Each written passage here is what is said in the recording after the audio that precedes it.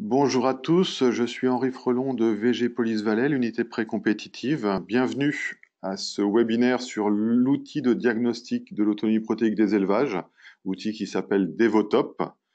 Je vous propose de débuter par une rapide présentation du contexte dans lequel cet outil a été développé. Puis je laisserai la parole à Sylvain Gélineau dans la Chambre d'agriculture des Pays de la Loire qui vous présentera l'outil, ses usages et quelques résultats.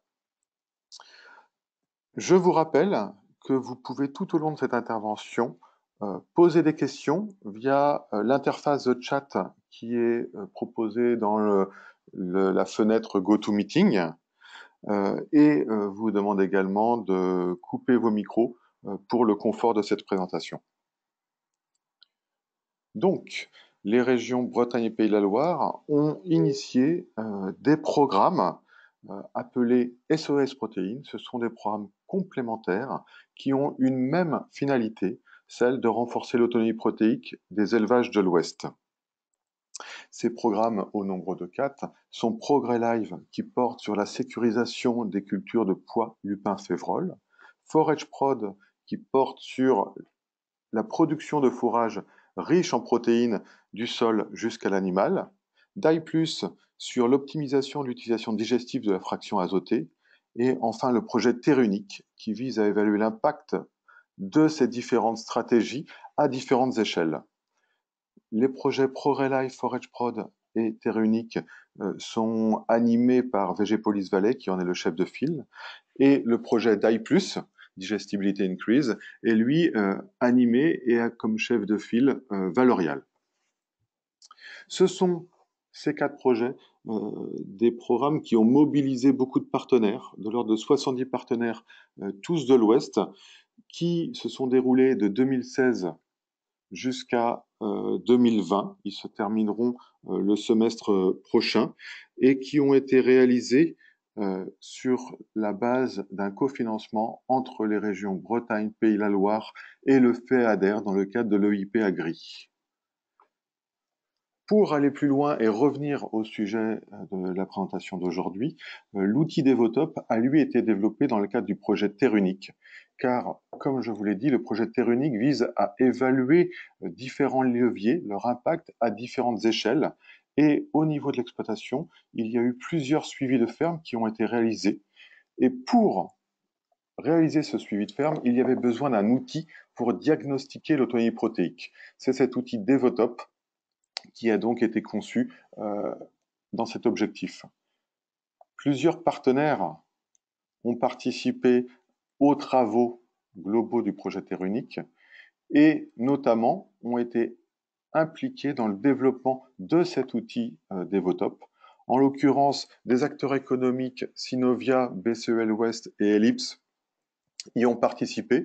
À noter que le concepteur, le programmateur de cet outil est François Battet, aujourd'hui à Synovia, mais également des organismes professionnels agricoles, les chambres d'agriculture de Bretagne et de Pays de la Loire, et le réseau CIVAM, et l'IDEL, Institut de l'élevage, qui a également participé à ces développements.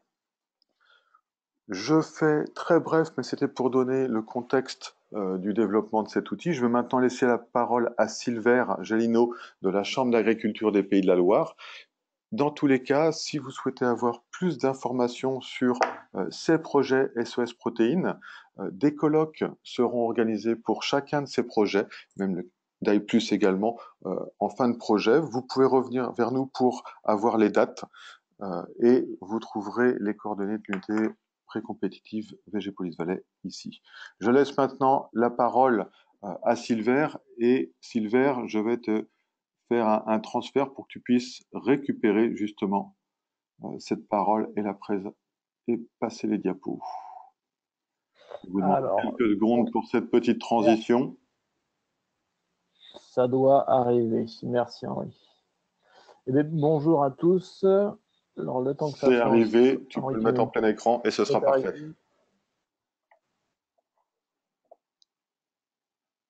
Ouais. Voilà. Bonjour, merci pour l'attention et l'intérêt que vous portez donc à cet outil Devotop.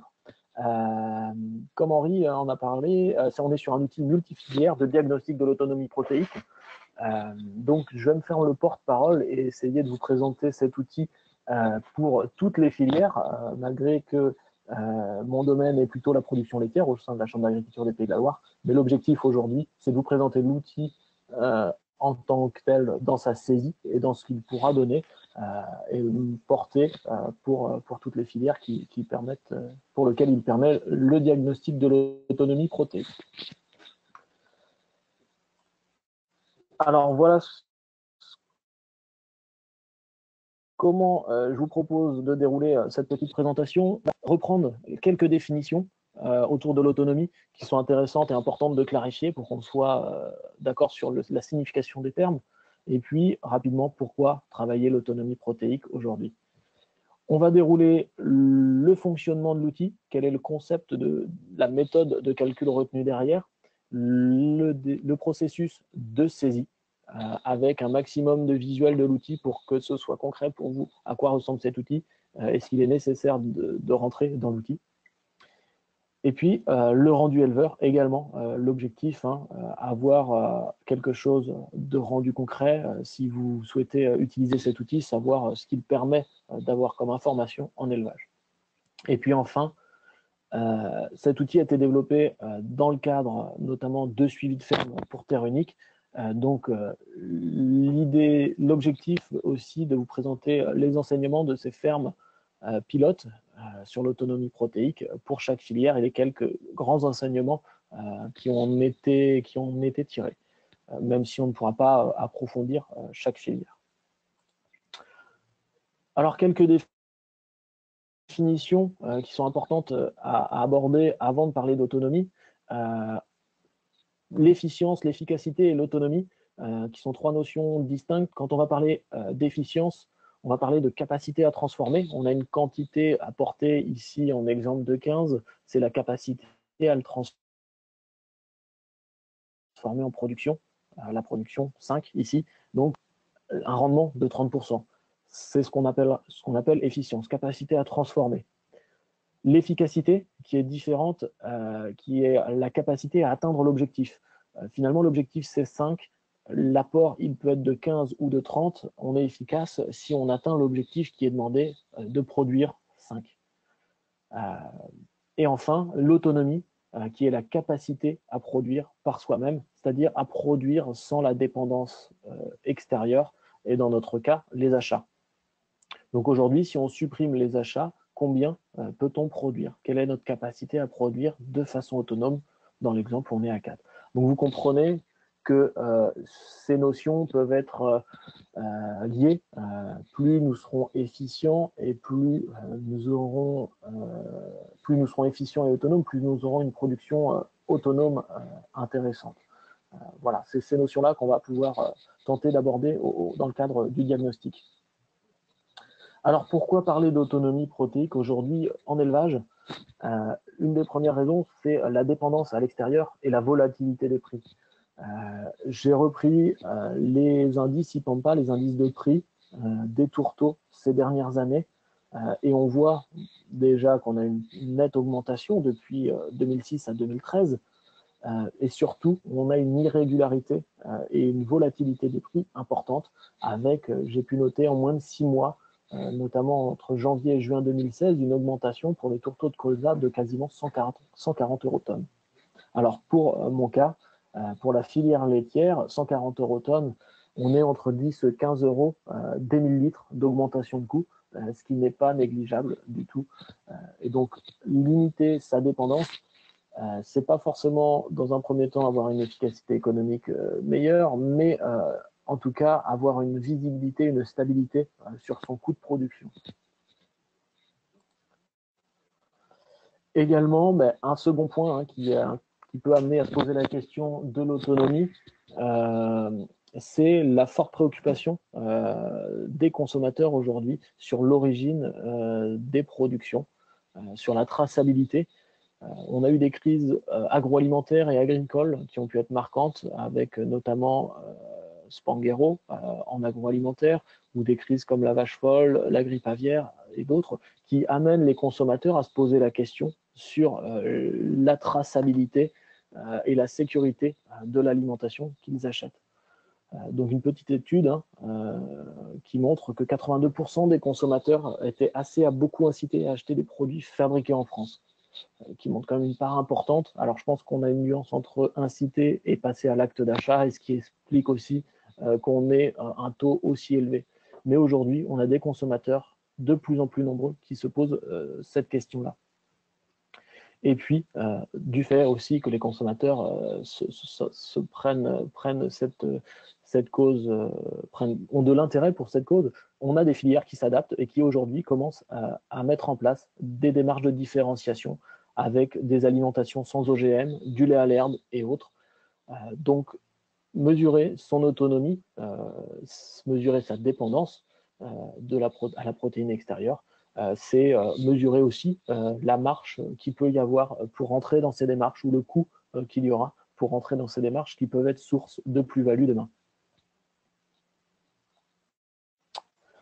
Donc dans ce cadre-là, il était intéressant de développer un outil de diagnostic de l'autonomie protéique.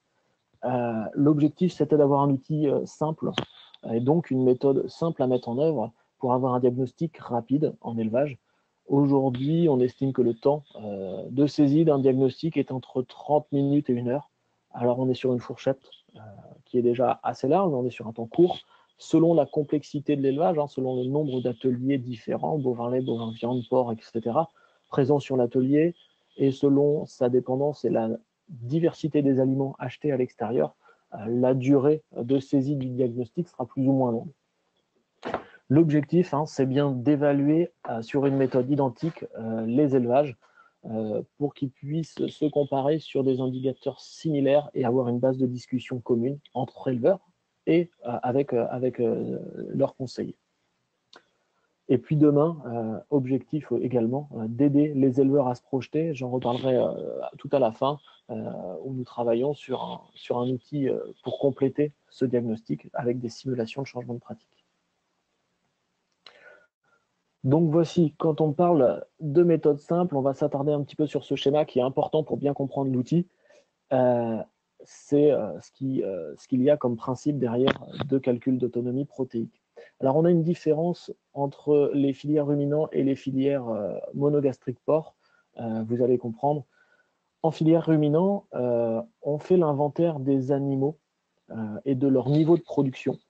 Et en fait, selon leur niveau de production, on a un abac qui va nous donner leurs besoins en matière azotée totale, en MAT.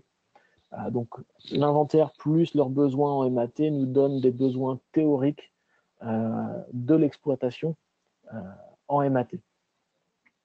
Donc, je dis bien théorique puisqu'on est sur un nombre d'animaux croisés avec un abac de besoins en MAT pour atteindre ce niveau de production. En porc, le contexte est un petit peu différent puisqu'on va peser tous les aliments qui rentrent dans l'atelier. Et donc, en fait, on sait assez facilement les quantités d'aliments qui rentrent pour la production porcine. Et donc, avec leur valeur de MAT, nous sommes finalement sur des consommations réelles de MAT sur les ateliers porcins. Vous verrez que ça permet aussi derrière d'avoir une approche différente.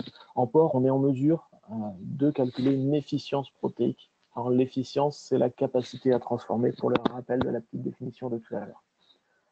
Alors une fois qu'on a évalué notre besoin en protéines sur l'exploitation, on va entrer les achats d'aliments et de fourrage. Tous ces achats vont être répartis selon leur proximité. Soit ils sont plutôt produits hors France, notamment les tourteaux. On peut avoir des produits plutôt France mais hors région, et puis des produits produits par les voisins dans la région, quand on s'approvisionne en blé chez le voisin juste à côté. Tous ces achats d'aliments vont avoir une valeur en MAT, donc ça nous donne une quantité de MAT achetée. Et donc par différence, nous obtenons le niveau d'autonomie protéique à l'échelle de l'exploitation. Alors, on est sur un bilan qui se fait à l'échelle annuelle. Le plus facile, c'est d'être, bien sûr, sur l'année comptable. Voilà.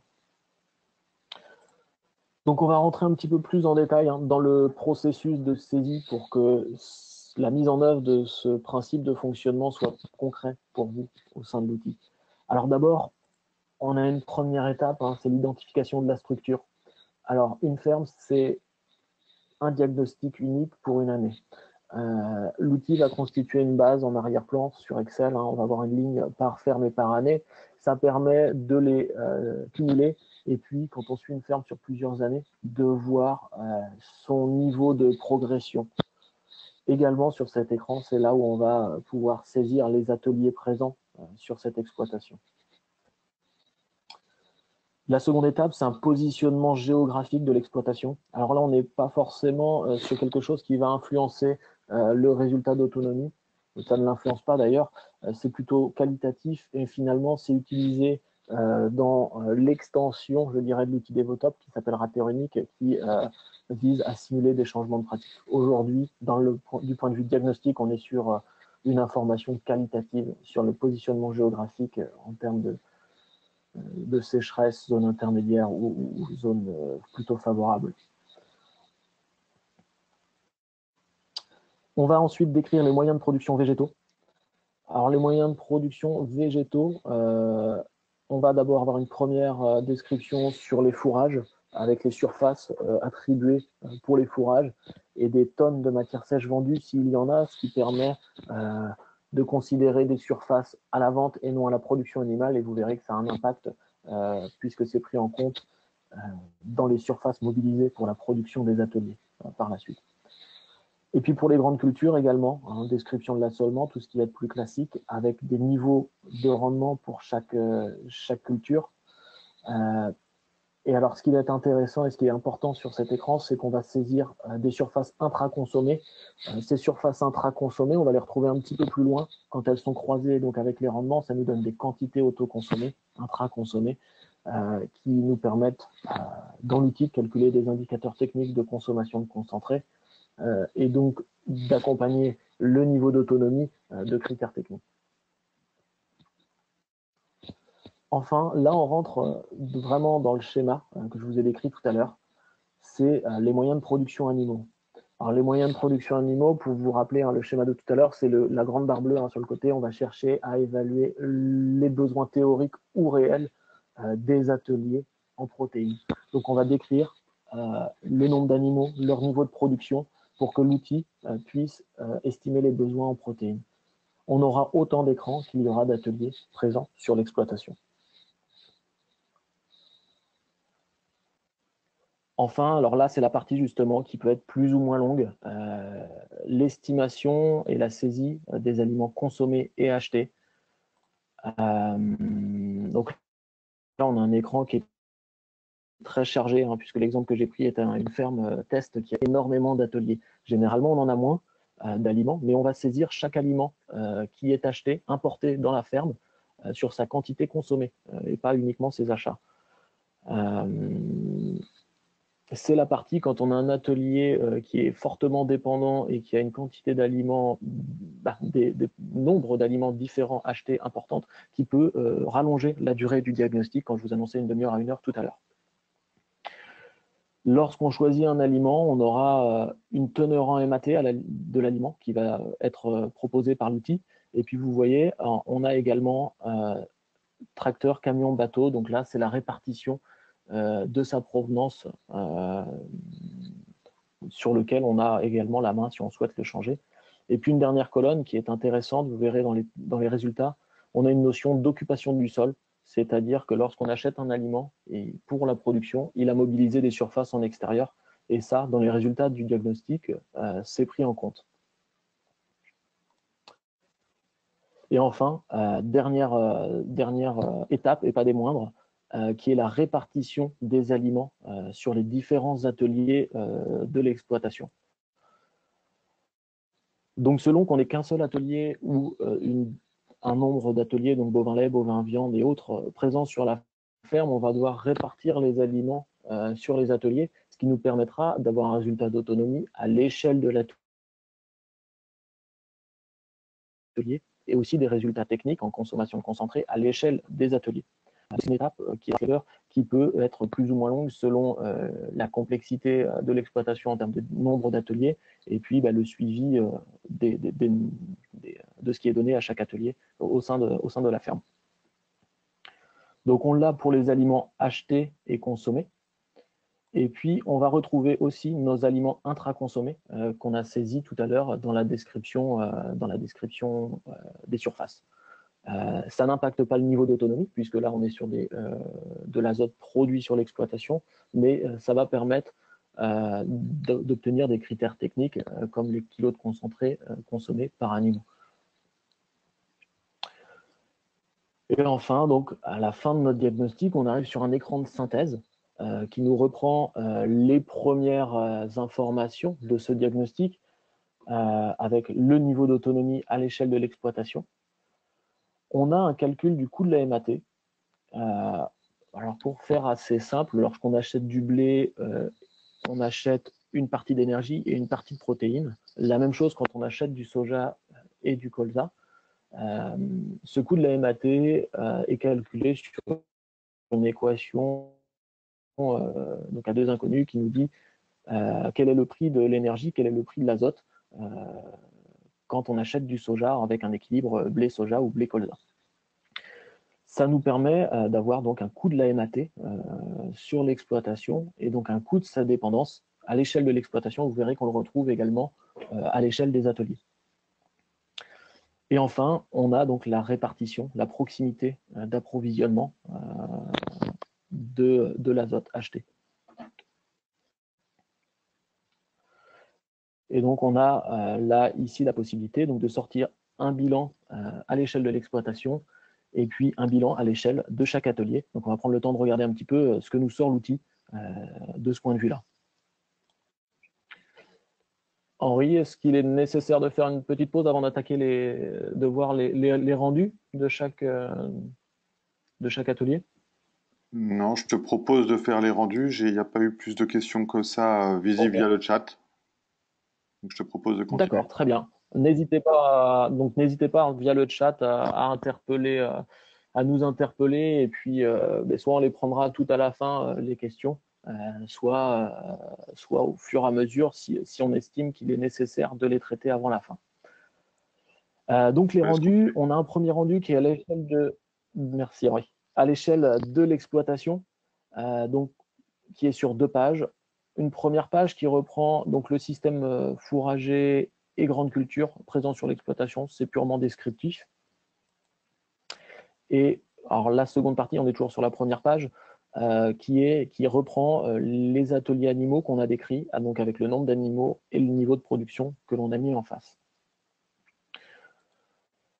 La partie au niveau toujours rendue à l'échelle de l'exploitation, seconde page qui est au niveau de l'autonomie protéique. Donc on a la partie du haut de la page, la première moitié de page, donc qui est le bilan azoté à l'échelle de l'exploitation, les consommations de protéines par chaque atelier et les achats de chaque, comment dire, les achats de concentrés avec leur teneur en protéines. Et donc, on voit où la quantité de protéines achetées est la plus importante.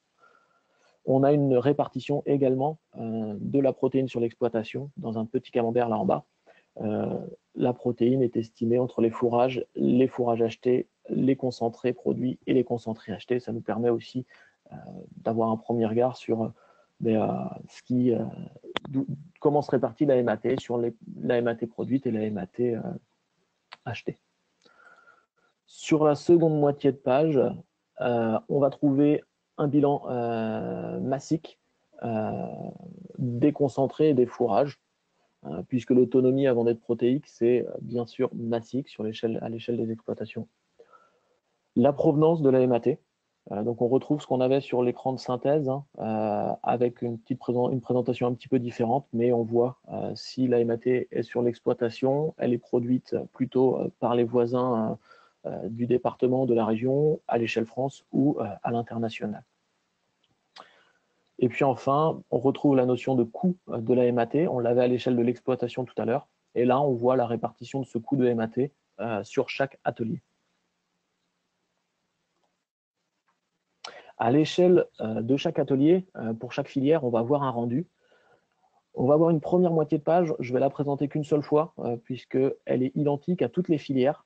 Et puis la seconde moitié, c'est là où on trouve les indicateurs à l'échelle de chaque atelier qui peuvent être spécifiques à chaque filière. Donc on va les prendre rapidement, mais on va les passer en revue chaque seconde moitié de page ensuite. Donc à l'échelle de l'atelier, on aura toujours, dans un premier temps, un bilan des besoins MAT de l'atelier par catégorie d'animaux. Donc on retrouve ce qu'on a à l'échelle de l'exploitation, mais avec juste les animaux concernés dans l'atelier. Un bilan des concentrés consommés et avec leur teneur en MAT, hein, donc de l'import de MAT dans l'atelier. Et donc par différence, un bilan de la MAT produite pour cet atelier. Et donc ensuite, on a une seconde partie qui là est spécifique à chaque filière, qu'on soit en porc, en bovin, en caprin ou en ovin. On aura des indicateurs un peu différents. Donc là, c'est le rendu porc. On aura dans tous les cas, dans toutes les filières, un bilan massique des concentrés. Combien de concentrés on achète, combien de concentrés on produit. Ensuite, on va trouver l'autonomie à l'échelle de l'atelier. Qui nous permettra de déduire un niveau de production autonome. La production autonome, c'est la production permise par les protéines de l'exploitation, c'est-à-dire sans les protéines importées dans l'exploitation, combien pourrait-on produire? Donc, en porc, on a un nombre de porcs autonomes permis. On aura l'efficacité protéique en porc. Donc, rappel aux petites définitions tout à l'heure, hein, l'efficacité, c'est le rendement de transformation de la protéine.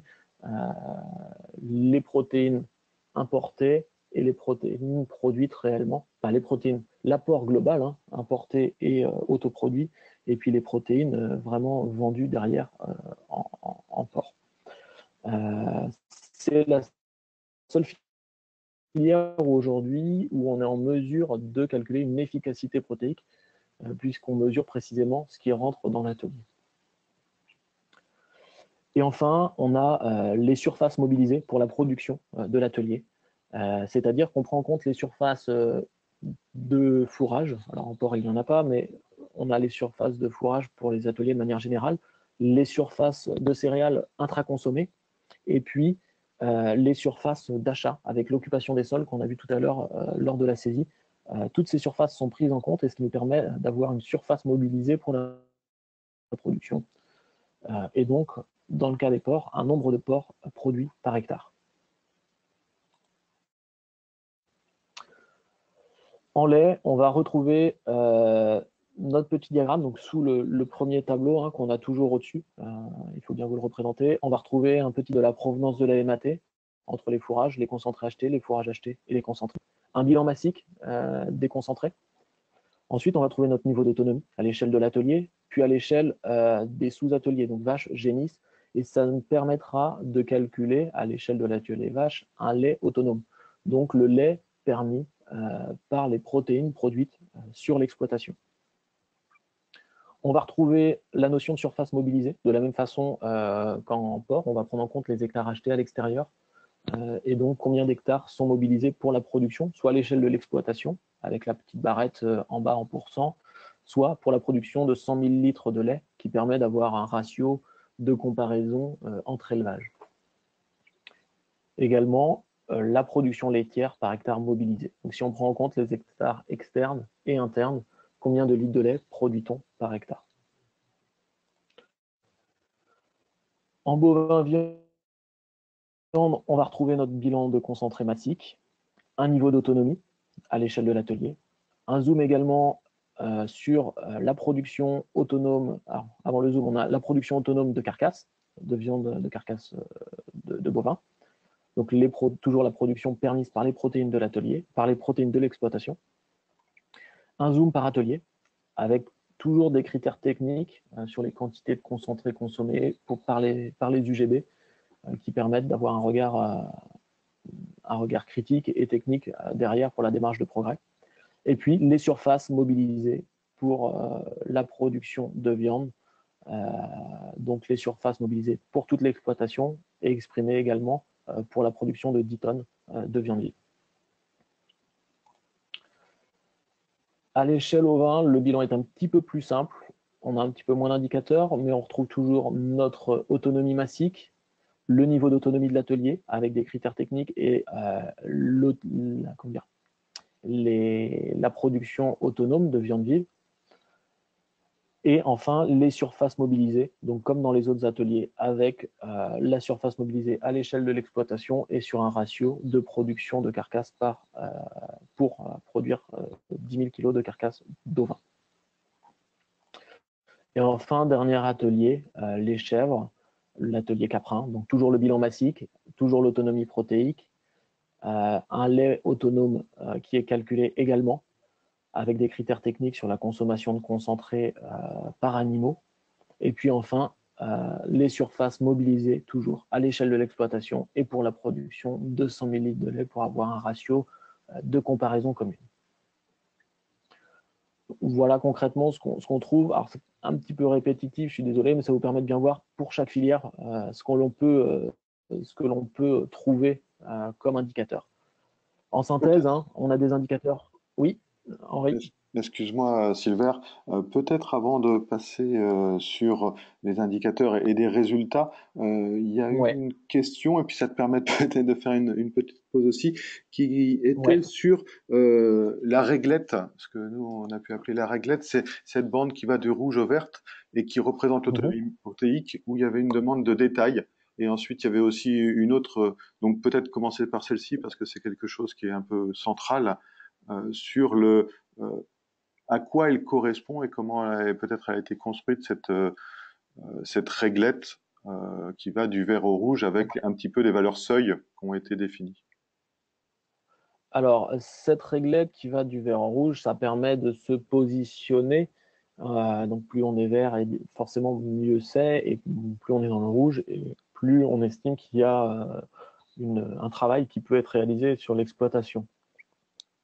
Ensuite, concernant les bornes qui permettent de se positionner sur cette réglette, ce sont des valeurs qui ont été estimées lors de la conception de l'outil à partir justement de tous les suivis de filières qu'on va aborder ensuite, mais qui permettaient de positionner des barrettes de référence. Alors, il nous arrive de trouver des élevages hors de ces barrettes, mais ça permet d'avoir un premier positionnement et savoir si on est plutôt dans la tranche haute ou dans la tranche basse sur ce critère-là. J'espère que ça répond à la question. Le côté sensibilisation. Et il y avait eu préalablement une question de Romain Carpentier sur le renseignement au niveau des productions végétales plus en amont.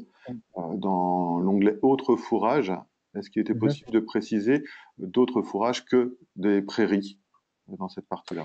Alors oui, dans l'onglet, quand on complète les productions végétales, on complète le maïs, les surfaces en herbe et les surfaces en autres fourrages. Les autres fourrages peuvent être de la betterave, de la luzerne, tout autre fourrage qu'on n'a pas associé soit au maïs, soit à l'herbe. Concrètement, en termes de résultats, ça n'influencera pas le résultat d'autonomie. Ça va apparaître dans la partie description de l'exploitation. Ça permettra de mieux qualifier l'exploitation quand on va analyser son résultat. Si vous vous rappelez, le fonctionnement pour calculer l'autonomie protéique, on estime les besoins à partir d'inventaires d'animaux et de leur niveau de production. Donc, on estime les besoins en azote et on considère les achats de protéines en concentré ou en fourrage, mais tout ce qui est achat. Donc, la production fourragère est plutôt descriptive aujourd'hui dans le diagnostic. D'accord. Ouais, je te propose de reprendre le fil. Le fil de la présentation. Ouais. Alors, pour résumer tous ces indicateurs qui sont calculés par l'outil, on a le niveau d'autonomie qu'on a dans tous les rendus, un niveau de production autonome, un niveau des surfaces mobilisées. Tous ces indicateurs sont liés les uns aux autres. Si on améliore son autonomie, on va améliorer son niveau de production autonome, sauf si on a aussi dégradé son niveau de production en même temps qu'on a amélioré son autonomie. Mais voilà, on a des indicateurs qui sont en interaction quand on se positionne. C'est l'objectif premier, hein, se positionner, voir comment on est aujourd'hui sur ces résultats-là. Mais ça permet d'évaluer, d'estimer la valorisation des surfaces, la valorisation animale des ressources, et donc d'approcher la notion d'efficience protéique à l'échelle de l'atelier et de l'exploitation. Bien sûr, dans la réflexion auprès des éleveurs, aujourd'hui, il va être important de conserver en arrière-plan la notion de travail et d'économie, puisque ce qui fera, dans la majorité des cas, pencher la balance pour des évolutions de pratique, c'est qu'il y ait aussi un résultat sur l'économie et sur le travail, malgré qu'on puisse aussi avoir des convictions qui permettent d'avancer sur ces points-là. Donc on va aller voir un petit peu ce que donnent ces indicateurs dans les différentes filières, ce qu'on a pu observer lors des suivis de ferme terre unique, donc entre 2016 et aujourd'hui. On a une centaine de fermes qui ont été suivies sur toutes les filières. Et donc, je vais vous présenter quelques résultats très brefs, mais pour vous donner une idée de ce qu'on a pu observer. Alors, en filière porcine, les élevages ont été classés selon leur lien au sol, le nombre de truies par hectare. On a des élevages porcins qui ont très peu de lien au sol, 0,35, inférieur à 0,35 hectares par truie, et puis d'autres qui ont un lien au sol assez important avec plus de 0,6 hectares par truie. Alors on voit très clairement que ça a un impact sur l'autonomie protéique, puisque ceux qui ont un lien au sol important peuvent produire des céréales et des protéagineux qu'ils intégreront dans l'alimentation de leur porc. C'est d'ailleurs, entre 2015 et 2017, le levier qui a été le plus activé. Ce qui a été aussi noté et qui est très intéressant à observer en filière porcine, c'est l'efficacité. La différence entre ceux qui ont beaucoup de liens au sol et ceux qui en ont peu, finalement, c'est qu'ils n'ont pas les mêmes leviers d'action. Ceux qui ont beaucoup de liens au sol ont travaillé sur l'autoproduction de concentrés, céréales et protéagineux, et finalement n'ont pas travaillé l'efficacité, ils l'ont légèrement dégradé. Alors que ceux qui ont peu de liens au sol ne pouvaient pas produire de concentrés, par contre, ils ont travaillé sur l'efficacité de cette protéine qui entrait, et ils ont amélioré l'efficacité protéique de leur ration auprès des animaux.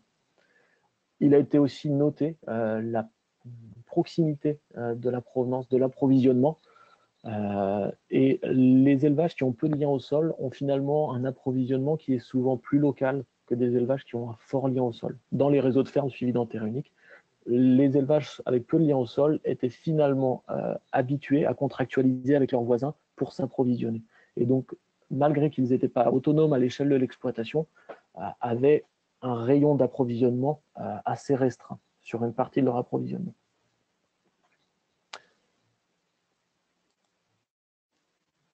En élevage ruminant, donc on va les balayer tous en même temps, puisque les élevages ruminants ont à peu près des enseignements similaires, mais on voit que la part de maïs est déterminante dans le niveau d'autonomie.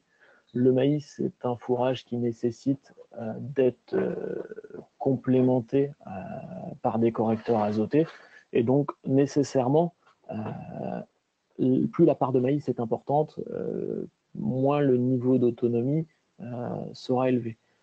Cependant, on observe quand même qu'on a une variabilité au sein des élevages, et ça veut dire que même avec sans vouloir emmener des élevages dans des changements de système, ce n'est pas l'objet du diagnostic, mais au sein d'un système, on a des marges de progrès qui sont possibles.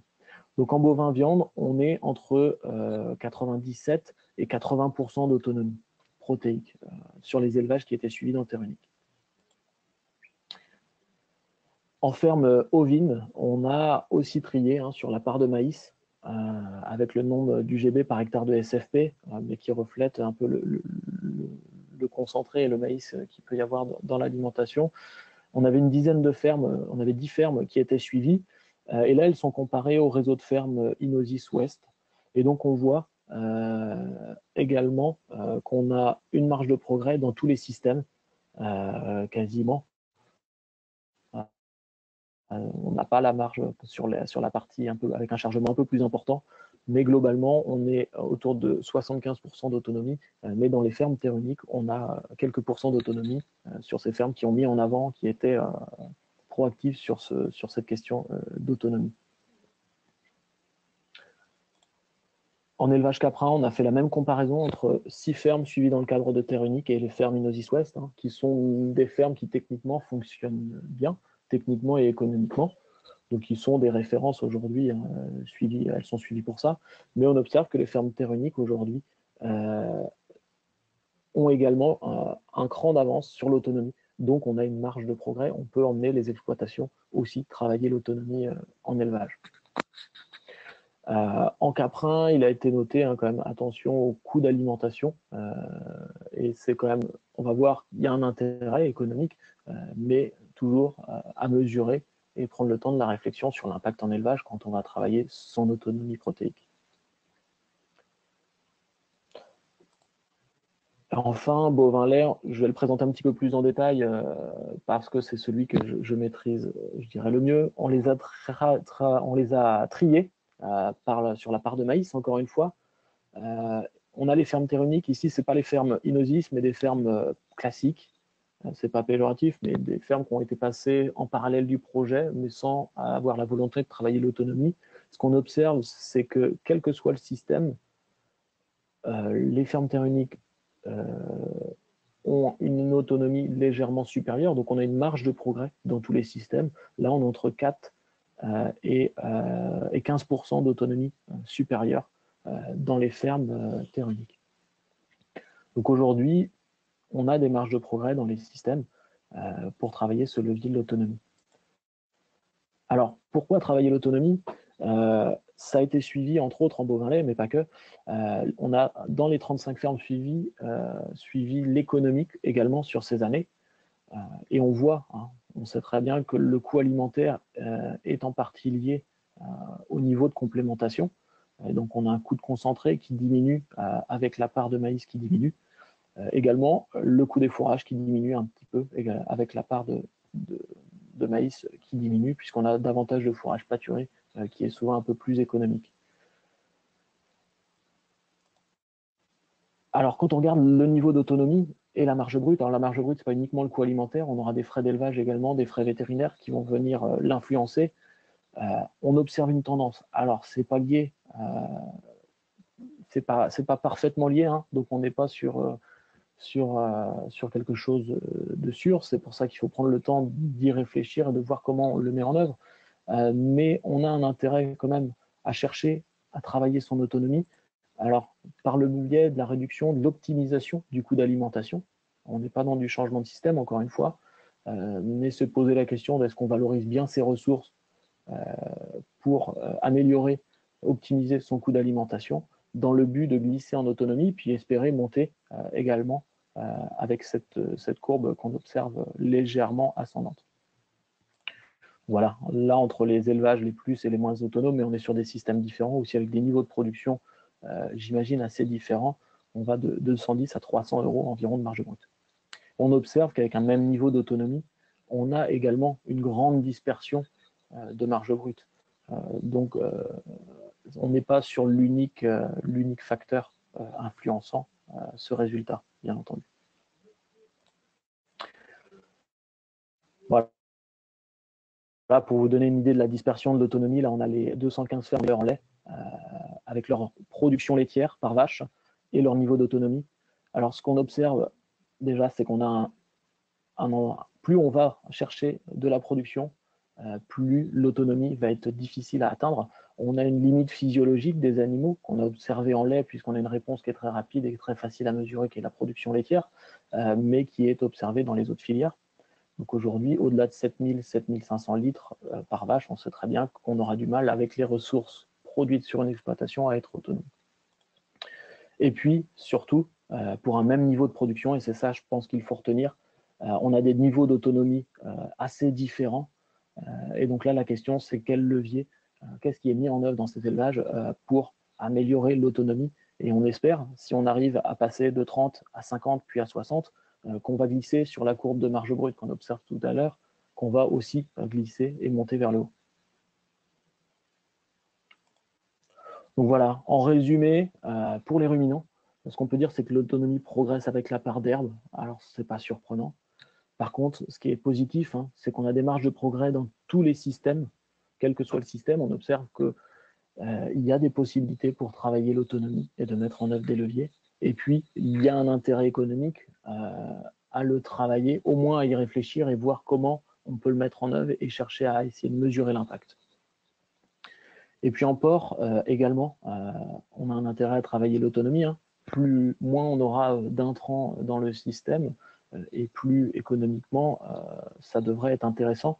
Et donc les marges de progrès sont notamment sur l'efficience de l'azote et sur la distance d'approvisionnement qui est quand même assez variable et qui a été assez liée au lien au sol des élevages.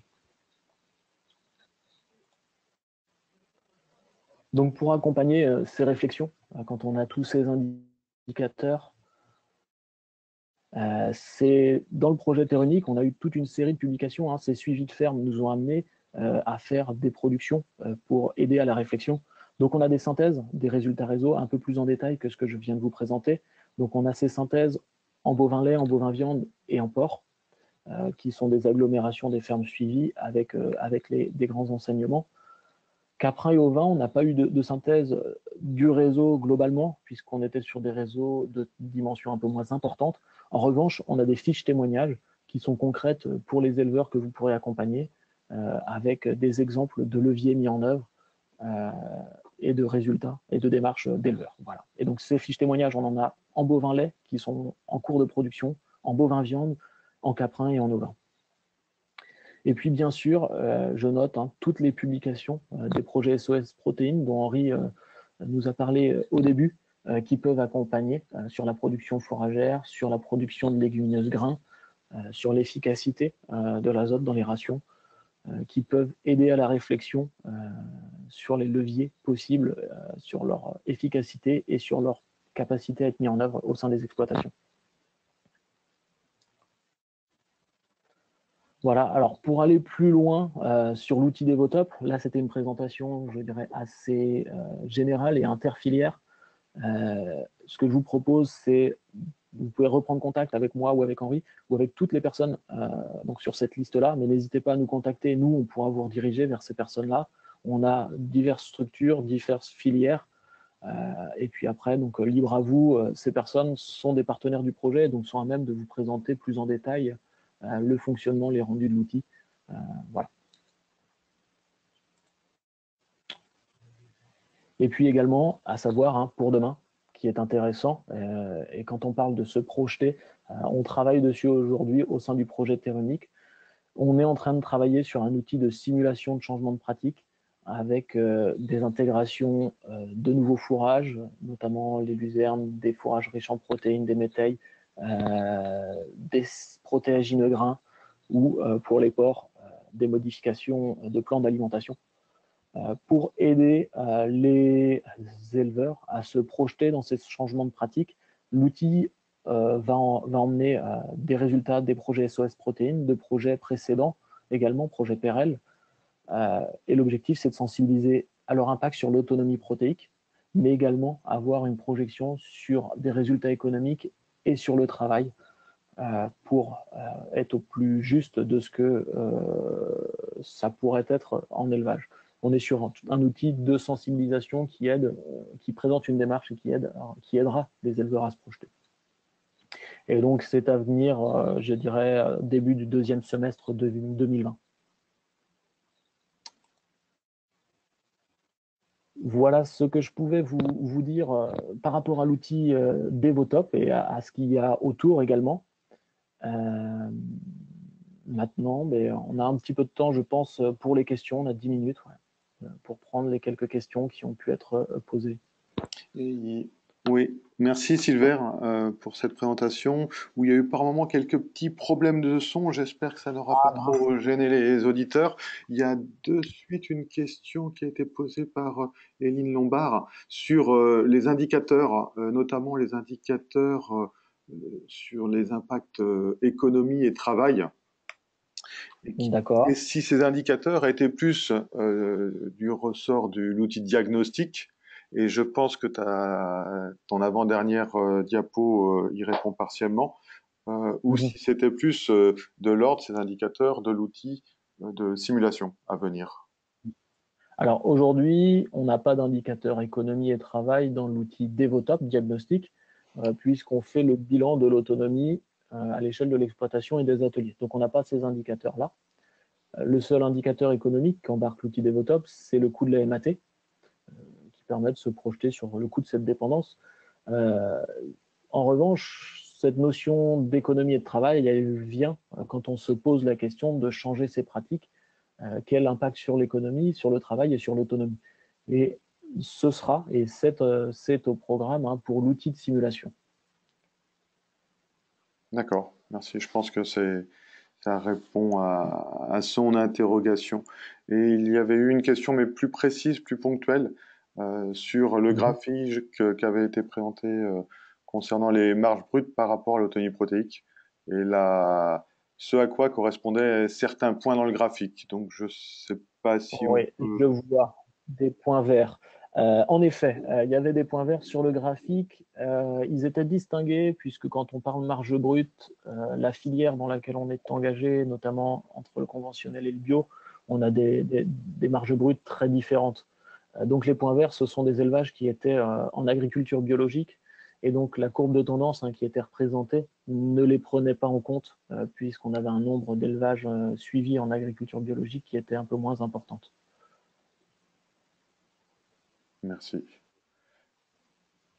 Est-ce qu'il y a, c'était les quelques questions qu'il y avait eu via le chat.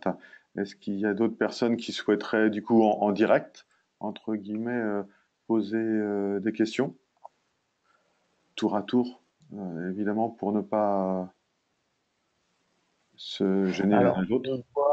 je vois une question sur les documents à préparer pour un diagnostic qui est arrivé. Alors, les documents à préparer pour un éleveur, pour un diagnostic, premièrement, ça va être l'assolement. Généralement, ils l'ont en tête, ce qui est présent. Donc, on est sur un bilan à l'échelle de l'année. Hein. Donc, l'année comptable, c'est quand même le plus facile. Donc, quel assolement a été mis en place sur l'année comptable? Les surfaces intra-consommées, donc avec les rendements. Donc, savoir quels étaient les rendements et les surfaces intra-consommées, puisque ça va nous donner des quantités de concentrés auto-consommés. Et puis ensuite, pour estimer les quantités d'aliments achetés et consommés, c'est le grand livre comptable où on va chercher le premier compte achat d'aliments et on fait le point de chaque type d'aliment qui est acheté.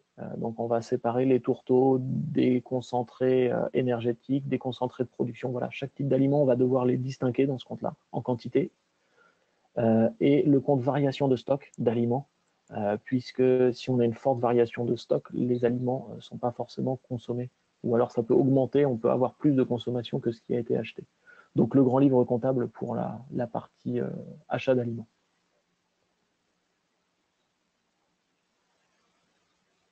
Ouais. N'hésitez pas s'il y a d'autres questions ou si ma réponse n'est pas nécessairement assez claire.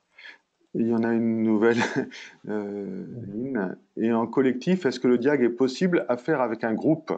Là, c'est plus dans comment employer cet outil dans une pratique auprès des éleveurs. Alors, c'est vrai qu'on ne l'a pas abordé trop dans la présentation. Aujourd'hui, on est sur un outil qui se prête très bien au groupe. Deux solutions en groupe. Hein. Soit on a un parc micro, les éleveurs viennent avec leurs documents et, euh, et on fait la saisie tous ensemble et ils ont leurs résultats à la fin et on en discute. Ou alors on fait la saisie en amont et puis on regarde les résultats en groupe sur une comparaison collective. Mais on est bien sûr sur un outil qui, à mes yeux, se prête très bien, et c'est d'ailleurs là où il a toute sa place. Hein. C'est en groupe pour ensuite échanger sur les pratiques mises en place en élevage. Mais il peut aussi être utilisé en individuel, en conseil, lors du passage dans les fermes. Merci Silver. Euh, J'espère, s'il n'y a pas d'autres questions, on va pouvoir. Ah, une question de Séverine Bourrin de la FRQMA qui arrive sur la diffusion de cet outil. Alors, aujourd'hui, l'outil de diagnostic est diffusé et diffusable. On le diffuse sur le biais d'une petite formation. L'objectif, c'est qu'on fasse une saisie avec vous et puis qu'on vous accompagne dans les questionnements qu'il peut y avoir autour de cette saisie, sur la bonne valeur et puis sur l'interprétation aussi des résultats. Mais l'outil aujourd'hui est diffusable. Je vais prendre la suite sur la question qui est venue sur la partie diffusion du PowerPoint cette fois-ci, du support de cette réunion, cette non pas réunion, mais ce webinaire. Hein. J'espère qu'il vous aura apporté les informations que vous attendiez et pour la suite, vous avez vu qu'il y avait une liste un peu de référents. Silver qui peut rester à votre disposition pour de plus amples informations, ou moi-même au sein de VG Police Valley. Et ce où je voulais en venir, c'est que vous recevrez dans un prochain mail qui vous sera adressé la présentation qui a été réalisée. Donc vous aurez bien cette présentation. Et dans ce mail, il y aura également un petit questionnaire sur si vous souhaitez aller plus loin, avoir plus d'informations ou travailler plus cette question de l'autonomie protéique, et également un petit questionnaire sur l'appréciation de ce fonctionnement et de cette intervention en webinaire. Voilà pour, je vois l'heure, voilà à peu près pour donner l'ensemble de cette démarche. Silver a affiché un petit peu quelques éléments justement de contact et d'information autour de certains des projets SOS Protéines et pour revenir vers nous. Est-ce que tu voyais d'autres points Alors, il y a eu une dernière question, on va y répondre dans la dernière minute qui nous reste, c'est la diffusion gratuite ou non. Alors aujourd'hui, on est multi-partenaire, donc c'est une réponse un petit peu normande que je vais faire, sans rien contre les Normands, mais c'est propre à chaque partenaire. Donc n'hésitez pas à prendre contact avec nous, on vous redonnera la liste de toutes les personnes présentées là juste durant le diaporama, et puis vous verrez avec qui et puis ce que chaque partenaire vous propose pour cette diffusion. Merci beaucoup, Silver. Eh bien, merci à tous. D'autres interventions, je vous propose de clore ce webinaire et je vous souhaite une très bonne journée et un bon appétit en l'occurrence. Au revoir à tous. Au revoir à tous.